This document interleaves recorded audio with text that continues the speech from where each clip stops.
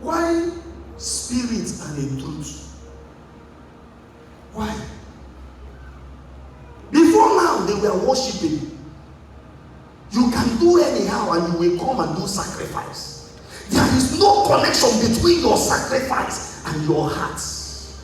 There is no connection between your heart and the Father. Anybody can worship. As long as you have an animal, you can worship. As long as there is blood in the Old Testament, you can worship. Anybody can worship God as long as there is blood. So in the Old Testament, you will see wicked men and women, they will appear with animal. And the priest will slaughter it. And God will have mercy. They will go back and continue in their wickedness. That's why so many people are converting to Islam today. Because nobody is requesting holiness. The criteria is come to Mecca, maroon wrapper white, and begin to pray. And as you finish praying, Allah will not speak to you back. There is no interaction between him and the people who come to him. The only thing you do is to do what? Is to speak. Just speak. He will not speak back. He will not tell you anything. So there is no relationship between that Allah and who? And the people who come to him. No relationship. We serve God who speaks on daily basis. We serve God who is eager to speak to you. Even before you pray, he wants to speak to you. He wants to have you as a friend.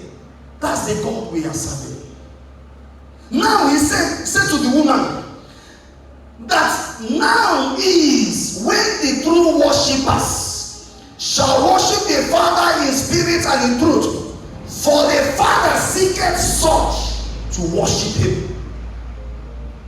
The Father seeketh. It means that the Father is seeking for men and women that will be transformed into spirits. He is seeking for people that will be transformed into spirits. Not men that will come to him carnally. When you appear carnally, you can't access him. It takes a spirit to take you to where he is. Without the spirit, you cannot have access to the Father. No matter how much you cry in the place of worship, no matter how long you tarry there, if the spirit is not there to take you to the Father, you will end up with yourself there. So what Jesus is talking about here is transformation. That you can't worship him. You must be transformed to become spirits. You must be transformed to the point that you are not believing. Your life has come to a point that it is not the flesh that is leading you, but the spirit. For those that are led by the Spirit of God, they are what? The sons of God. So you don't come carnally. You don't appear with mic and begin to sing because you have voice. But there is an initiation of transformation that has taken place. And when you appear, the Spirit will take you to the Father. And you will stand before your Father. As we see in Revelation chapter 4, Revelation chapter 5, and Revelation chapter 7. They appear before the throne. And they say to him, you are worthy to receive glory, honor. You can imagine men standing before. You know what it means to stand before the throne of God, to tell him that you are worthy, you are holy. Do you know what it means? are not transformed, Satan will not allow you to stand there. See, the Father is seeking. Even as we are sitting here, the Father is searching for somebody that will worship him in spirit. Someone that he can transform. And before the transformation can take place, there must be an encounter. A place of encounter. That I am going like this. My mission on earth is like this. But when you have an encounter with him, he will change your mission. And you will begin to pursue his own mission. That's the encounter. I want to become this. I want to become that. And you had an encounter with him. He said, look at what I want you to become. Because I am your creator. This is what I want you to become. And what you want to achieve will change. You will begin to pursue his own vision and mission. In the road of Damascus, Saul encountered him. Saul encountered him. And his mission on earth changed. He started preaching the word of God. I was discussing with somebody. The person said, I don't want to be a priest, I don't want to be a minister. I said, you don't need to be in the altar before you can be preaching. You can be an engineer, but you are preaching the word of God. A lawyer, a businessman, with what? With the heavenly vision. So wherever you are going, you are carrying heavenly vision. And whosoever you see, you shall look at what God told me. You don't need to be in the altar. You can be in the market. You can be as a governor. Yet you are carrying the vision of God. So Jesus went further to say, God is spirit. You don't see him, he is a spirit.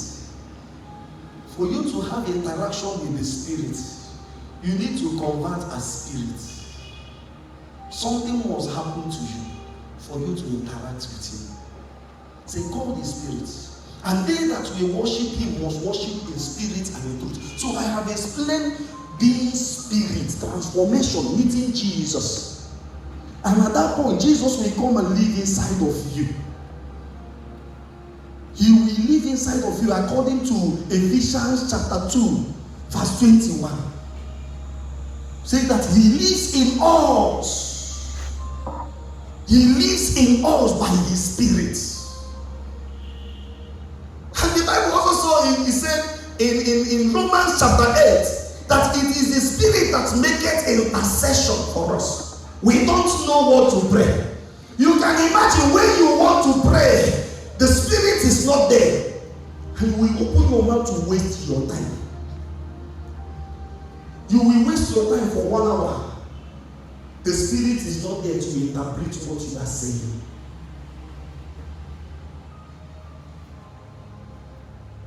Say, God is spirit. And they that will worship him must worship the spirit and the truth. Now, in truth, when we talk about truth, a worshiper, when you appear before God, there is no reservation. You are not reserving anything. I remember then, we come to the church on Sunday. We are in church, so every Sunday we will come. But as we are coming, we have appointments in the evening. There is an appointment with girlfriends. There is an appointment with bar.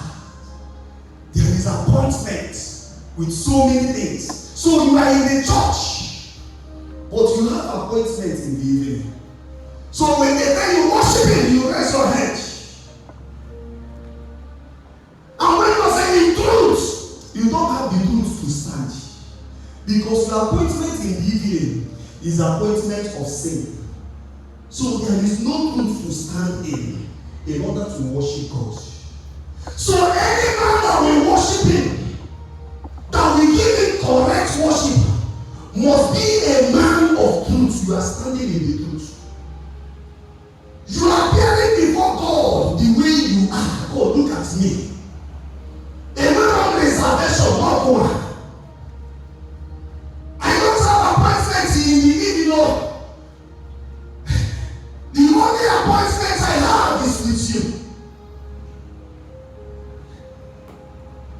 when you are giving such worship, you have stand.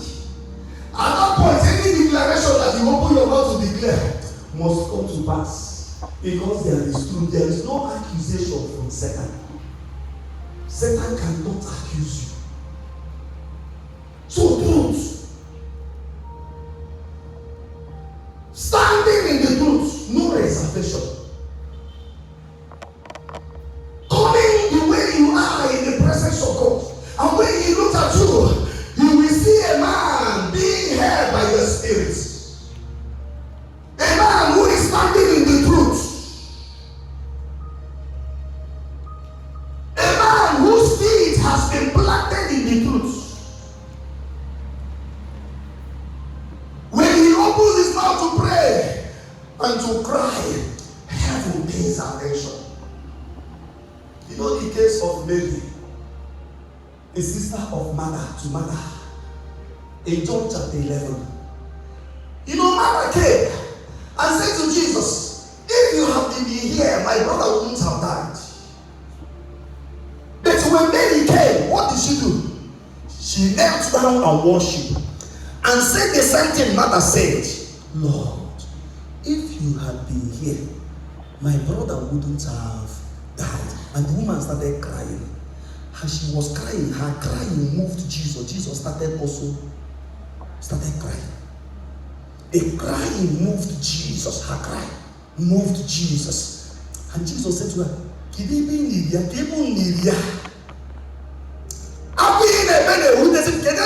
why? A lady standing in the truth with the help of the Holy Ghost is crying.